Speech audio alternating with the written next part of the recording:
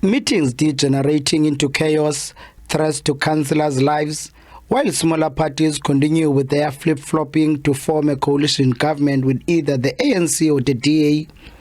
This was a norm at the Nelson Mandela Metro Council this year. From the onset after the election of Mediashy, ANC Eugene Johnson as the executive mayor, signs of power wrestling between the DA and ANC were visible. Johnson received 60 votes, while DA's candidate Ngqaba Banga received 59 votes. In her maiden speech, Johnson promised to root out corruption. I will ensure that this municipality is run by ethical leaders, managers, and workers.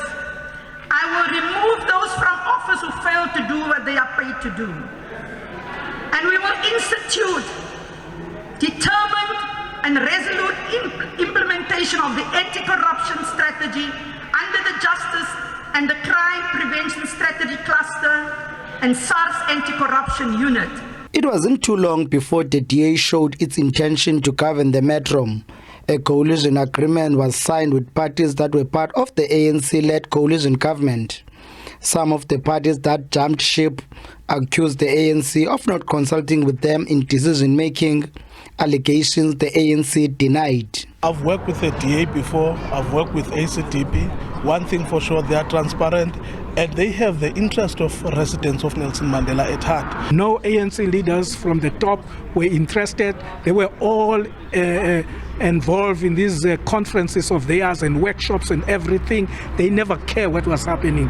Contrary to these people that we are getting into a coalition with now, from the beginning, they have got involved for full 4 months with their top leadership, going step by step in the way of rebuilding the metro. In a marathon meeting that lasted until the early hours, Johnson was removed as the mayor and DA's Retief Odendal was elected as the new mayor.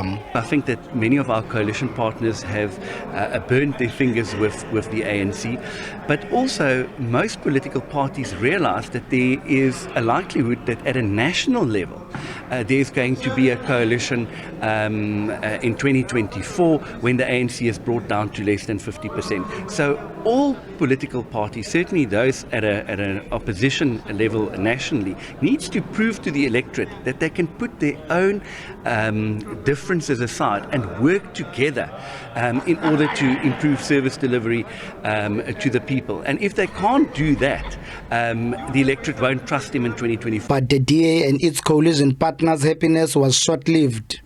This as Dr. MEC Zolile Williams announced he will amend Section 12 of the Municipal Structures Act. His intention is to scrap the mayoral executive system and introduce the collective executive system. The new system will strip the mayor of his powers, including members of the mayoral committee, which is made up of smaller parties. The DA has taken this matter to court. Mcebisi Ngqina, SABC News in Gqeberha.